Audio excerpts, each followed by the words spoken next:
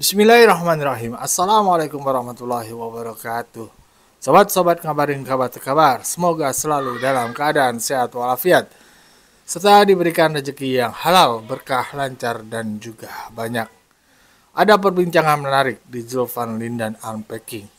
Bintang tamunya Ade Armando.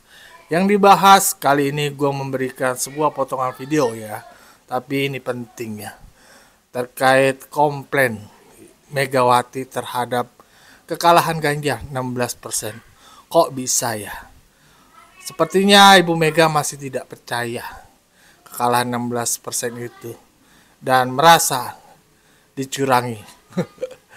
Tapi yang curangin bukan Pak Prabowo atau yang lainnya, tapi Pak Jokowi. Anehnya, pesertanya kan Pak Prabowo. Kenapa yang curangin Pak Jokowi? Ataukah memang Pak Prabowo hanya boneka dari Pak Jokowi? Ya kan nggak mungkin. Pak Prabowo itu orang yang sangat kuat, gagah, berprinsip. Nggak mungkin beliau ini dikontrol sama orang lainnya.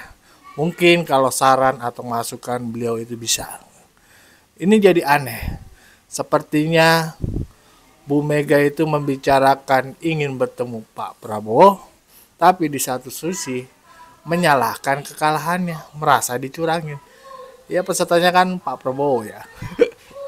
Ya, tapi ini ada penjelasan menarik dari Bung Ade Armando ya.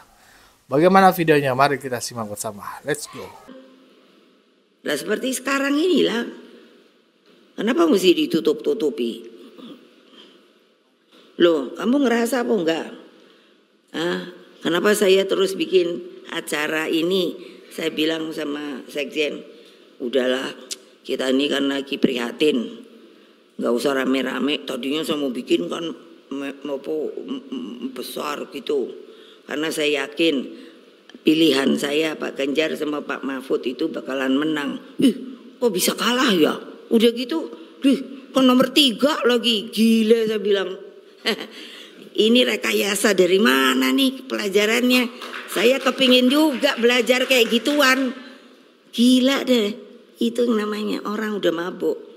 Ada rasa-rasa hipokrit juga ya, di satu sisi mendenial, menolak kemenangan Pak Prabowo dengan pernyataan-pernyataan seperti yang Bang Ade jelaskan tadi. Ya kan? Tapi di sisi lain mengatakan, oh Bu Mega tuh bersahabat lama dengan Pak Prabowo, bahkan lebih lama bersahabat dengan Pak Jokowi.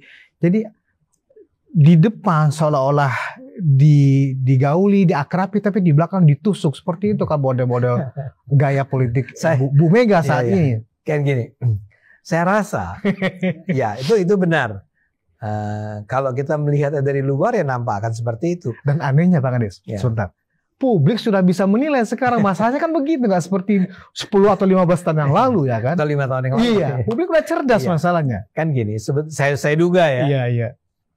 Sebetulnya ketika dia mengatakan bahwa, wah saya diliciki nih, kok cuma 16%, saya mau belajar. Dia itu sebenarnya tidak sedang bicara mengenai Prabowo. Dia sebetulnya dengan keterbatasan pikiran dia, itu menganggap bahwa orang di belakang ini semua adalah Jokowi. Jokowi dengan Kapolri, dengan siapa lagi ya, dengan kekuatan-kekuatan TNI juga. TNI juga, ada KPK di situ segala macam kan. Dia kan punya sebuah narasi besar. Dia tuh belum tentu berarti Megawati ya, PDIP ya. Ada seorang penjahat besar bernama Jokowi. Jokowi inilah yang menentukan politik Indonesia, ya. Jokowi inilah yang menentukan siapa yang kemarin menang, ya. Buat dia Jokowi pengkhianat, dan si pengkhianat inilah yang kemudian mengatur segala-galanya kan, parcok dan segala macam. Ya. Jadi dia sedang berusaha menyerang Jokowi sebenarnya, ya. Coba aja deh lihat semua pernyataan PDIP mengenai Jokowi. Itu kayak nggak henti-hentinya mereka menghabisi Jokowi kan. Jadi kali ini pun ketika dia mengatakan bahwa saya diliciki itu bukan diliciki Prabowo. Diliciki Jokowi. It doesn't make sense sebetulnya bahwa Jokowi sebesar itu, bahwa ada sebuah orkestrasi, ada sebuah political machinery yang di atasnya adalah Jokowi. Itu doesn't make sense at all ya bagi siapapun yang percaya pada politik, pernah mengikuti politik Indonesia. Tapi dia sedemikian bencinya sama Pak Jokowi, PDIP ini, maka mereka harus terus-menerus membangun sebuah tuduhan propaganda bahwa di atas segala-galanya kejahatan terbesarnya adalah ada di tangan Jokowi. Tanpa dia sadari, ketika dia mengatakan begitu, orang malah melihat seperti Anda katakan tadi. Jadi Anda itu menganggap kekalahan Ganjar dari Prabowo adalah karena kelicikan. Kelicikan siapa? Kelicikan kubunya Prabowo dong. Artinya kemenangan Prabowo itu ya kan sesuatu yang kotor, licik. Ya. Tapi sekarang kita ketemu. Tapi setelah itu dia mengatakan bahwa saya nggak ada masalah sama Prabowo. Iya. Dulu saya masak nasi goreng. Jadi kan menggelikan ya, Bang Ade ya. Tanpa dia sadari, saya rasa ya, tanpa dia sadari, dia menyampaikan dua hal yang kontradiktif, ya. Tanpa dia sadari bahwa dia sebenarnya sedang menyatakan Pak Prabowo itu kemenangannya harus kita curigai, ya. Harus bahkan kalau perlu dipersoalkan, bahkan sebetulnya adalah sesuatu yang tidak masuk akal, karena bagaimana mungkin Ganjar itu cuma 16 plus siapa? Anies berapa waktu 24%. 24 ya.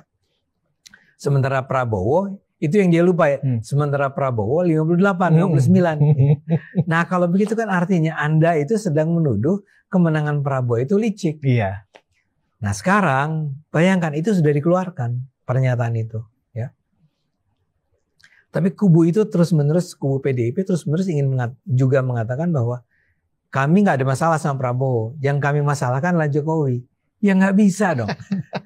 Anda kan sudah menuduh bahwa Prabowo itu menang secara licik, menang secara kotor. Bagaimana mungkin sekarang Anda bilang saya nggak punya masalah dengan Prabowo? Prabowo itu yang menang, ya. Dan kalau misalnya memang ada sebuah kekuatan yang mengorganisir kemenangan tersebut, ya pasti Prabowo terlibat di dalamnya.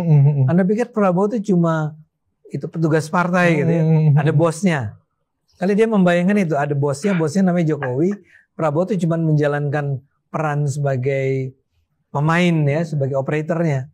Yang enggak lah. Jadi ada makna juga bahwa Prabowo hanya bonekanya Pak Jokowi kan begitu. Jadinya begitu kan. Kalau begitu logikanya. Anda kan memang mengatakan bahwa yang salah itu Jokowi. Ya Prabowo itu bonekanya Jokowi. Tapi begini saya rasa.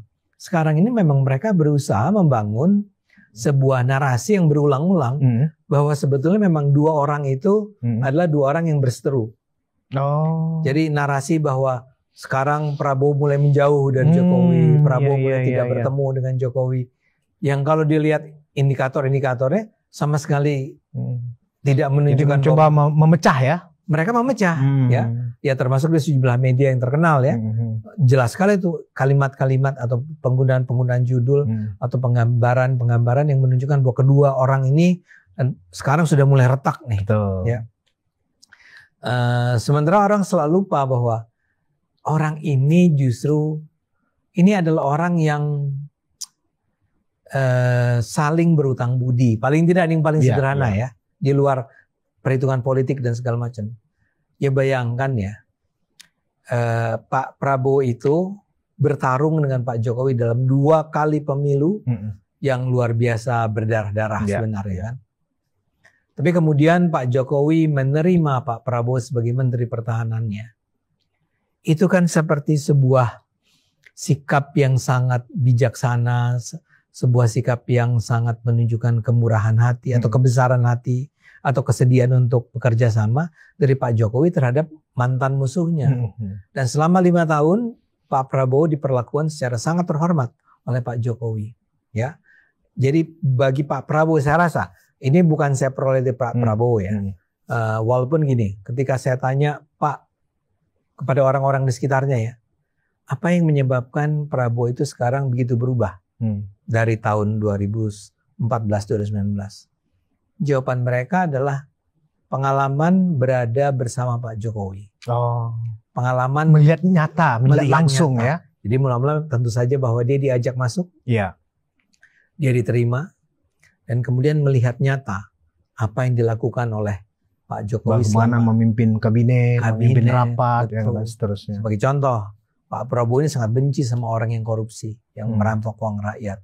Nah, sekarang Pak Prabowo selama 5 tahun melihat, ya mungkin ini bukan kabinet yang bersih, tapi Jokowi himself itu menurut saya menunjukkan bahwa dia tidak ada mencuri uang rakyat sedikit pun. Dan sekarang ini justru dikonfirmasi oleh OCCRP kan, yang menyatakan secara tegas, kami tidak menemukan bukti bahwa Pak Jokowi melakukan korupsi secara finansial selama dia menjabat sebagai presiden. Kalau Anda adalah Prabowo dan Anda adalah manusia yang, artinya Prabowo ini bukan militer kelas, saya nggak bilang kelas rendah, tapi bukan seseorang yang sekedar pragmatis, oportunis dan segala macam. Ya, dia adalah orang yang dari dulu bercita-cita menjadi seorang presiden untuk membawa kebaikan buat bangsa Indonesia kan. Nah, dia menjadi presiden antara lain karena peran Pak Jokowi. Kemudian datang pula yang namanya si Gibran kan, ya. Anda harus ingat bahwa sebetulnya awalnya Pak Prabowo tidak terlalu yakin apakah pemilihan Gibran sebagai wakil presiden itu betul-betul akan membawa manfaat buat peluang dia untuk memenangkan pertarungan. Tapi kan terbukti menang. Dan itu bukan karena didorong-dorong oleh Jokowi ya. Orang juga harus ingat tuh. Ini bukan karena Jokowi pengen banget anaknya jadi wakil presiden. Enggak, dia merestui dan dia memang menyatakan bagus sekali ya. Tapi he is not the one yang menjadi mastermind dari kewakil presidenannya Gibran. Yang ingin saya katakan dari cerita yang sebetulnya panjang tapi saya berusaha sepersingkat mungkin adalah bahwa ini adalah 2 orang yang betul-betul, kalau Pak Jokowi kepada Pak Prabowo sudah sangat jelas lah ya. Tapi bahwa Pak Prabowo sendiri adalah orang yang berterima kasih, yang merasa berutang budi, yang merasa bahwa Pak Jokowi ini adalah saudaranya, adalah keluarganya, adalah orang yang penting bukan buat kemenangan dia sebagai presiden, tapi orang yang penting bagi kesejahteraan bangsa ini. Jadi mereka adalah sebuah duo nih. Duo yang menurut saya bahkan barangkali lebih kuat daripada Soekarno-Hatta misalnya kalau kita bicara di masa lalu. Ya, ini adalah 2 orang yang saling menghargai, saling menjaga, dan ingin bersama-sama memang menjadikan Indonesia menjadi lebih baik. Nah, Anda tuh nggak bisa ganggu ini. Nah, kesalahan kembali ke PDIP tadi. PDIP tuh merasa bahwa agar dia bisa masuk, dia harus menyingkirkan Jokowi. Dan ini terus-menerus disampaikan secara berulang-ulang. Saya baru-baru ini muncul di sebuah acara televisi dengan seorang wakil PDIP yang jelas mengatakan kalau buat PDIP firm ya kalau soal Jokowi dan keluarganya. Buat mereka memang udah nggak ada pilihan lain. Yang menurut saya ketika saya mendengar dia ngomong begitu, saya merasa Anda ini betul-betul seorang dalam kasus ini Anda tidak berhadir sebagai seorang politisi. Ya, Anda bahkan tidak memberikan penghargaan sedikit pun terhadap Jokowi. Anda mengatakan kami sudah firm kalau soal Jokowi. Ya, nah, jadi yang ingin saya katakan dari cerita ini adalah bahwa jadi PDIP ingin masuk, ingin berada bersama Pak Prabowo, ingin diterima Pak Prabowo. Tapi mereka sadar ada satu ganjalan nih di sini. Ganjalan itu adalah Jokowi. Karena itu mereka harus terus-menerus berusaha membangun sebuah narasi bahwa kedua orang ini adalah 2 orang yang sebetulnya memang pernah bekerja sama, tapi sekarang sudah tidak. Ya, tanpa ada bukti empirik yang sama sekali bisa dipercaya ya. Dan itu adalah sebuah kesalahan. Karena Anda terus-menerus menyerang seseorang yang dipercaya oleh Pak Prabowo. Anda ingin mendekat ke Pak Prabowo, tapi Anda terus-menerus menyerang orang yang dekat sama dia. Iya. Dan ini ada yang namanya sebuah teori tentang namanya disonansi. Saya lupa istilah tempatnya, tapi gini. Kalau Anda nih, ya, Anda atau seseorang, saya dan istri saya, ya, tentu saya dekat sekali sama istri saya. Tapi kalau orang itu terus-menerus menyerang istri saya, menjelek-jelekan istri saya, kemungkinan terbesar yang akan muncul sebagai reaksi saya, yang adalah mencintai istri saya adalah, saya bukan membenci istri saya. Malah marah kan? Saya marah. Dan saya menuduh Anda dengan sengaja memfitnah istri saya. Anda dengan sengaja berusaha memecah hubungan saya. Ya mungkin Prabowo dan Jokowi nggak bisa dilihat sebagai suami istri, tapi sebagai teman dekat. Kita lah. Ya kalau ada orang menjelek-jelekan Anda, reaksi pertama saya adalah bukan saya percaya dengan omongan dia atau oh dia gitu ya, nggak gitu.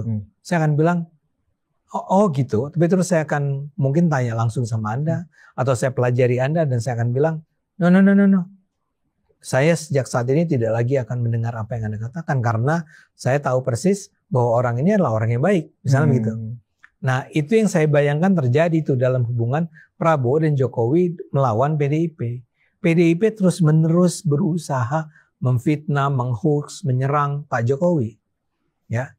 Dan itu tujuannya adalah supaya Pak Jokowi tersingkir, terdorong keluar dari konstelasi politik yang ada saat ini.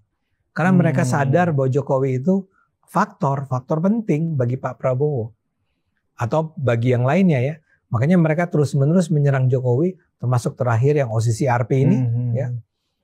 Bukan OCCRP-nya, tapi soal OCCRP ini kan digoreng, dipelintir segala macam ya, untuk menyerang Pak Jokowi, ya. Dan kelihatan sekali memang orang-orang sebagian goyang gitu jadinya ya, orang-orang di sekitar Pak Prabowo juga goyang. Tapi saya yakin Pak Prabowo-nya akan melihat ini sebagai sebuah kejahatan, pengkhianatan, fitnah yang keji gitu terhadap Pak Jokowi. Walaupun ini terus-menerus diulang-ulang. Nah, kalau ini terjadi, maka yang paling logis terjadi adalah Pak Prabowo-nya marah ke PDIP. Ya, begitulah pandangan Bung Ade. Bagaimana menurut sobat-sobat? Berikan pendapatnya di kolom komentar. Wassalamualaikum warahmatullahi wabarakatuh.